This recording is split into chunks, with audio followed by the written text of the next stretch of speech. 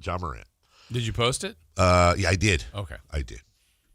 Ja Morant, when it's Shams Charania, You listen. you listen. And he said yesterday that the Heat and the Kings were amongst teams pursuing Ja Morant.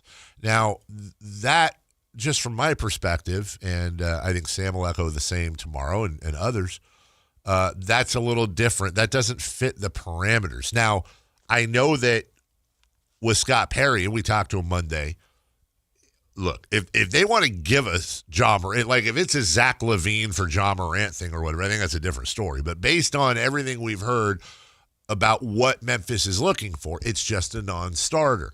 The other problem, and this is why I always want to check these things out, is I just hate Kings fans being taken through the ringer. And right now, because the Kings are obviously so desperate to do things, they're going to be connected to every single rumor. That the fans get worked up about it. They argue about it. I understand it's part and parcel of being a fan and being in this business. But if there's a way to knock it down, then you knock it down. So what I think, here's what I know. Shams isn't making things up.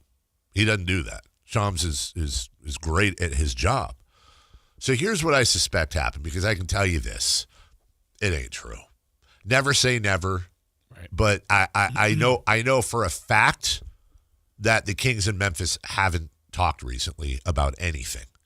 I know for a fact that if you believe their asking price, Memphis's, which is young players / future draft capital, it's not going to. The Kings have zero interest. It's not going to happen. Right. It's not going to happen.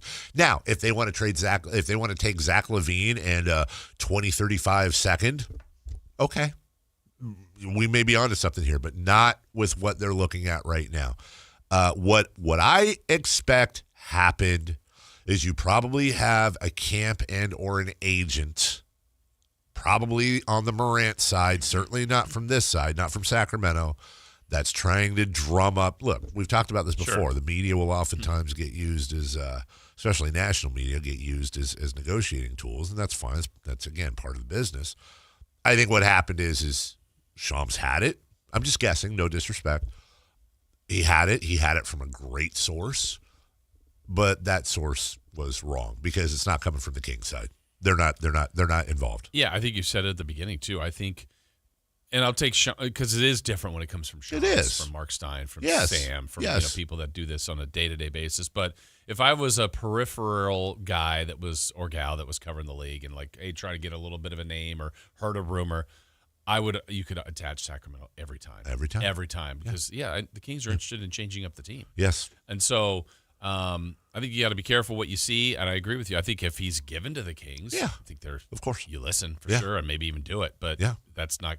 It's not what Memphis wants. No. That's one of their franchise players. Yeah. They want a lot for him. They should want a lot for him. They don't want a Trae Young deal. I don't know that they'll get it, but I don't think they're in the point right now where they're going to settle yet. They're going to keep working, and then if it gets to where they settle, then you see. But I don't think it makes sense for the Kings. It doesn't. And also different contract situation for Ja than Trae as well. Yeah. It's just a different animal right now in the NBA with the apron and everything else. We'll take a break. When we come back, we go around the NBA last night, including a battle, a clash of the Titans, if you will, in the Western Conference. We'll talk about that next.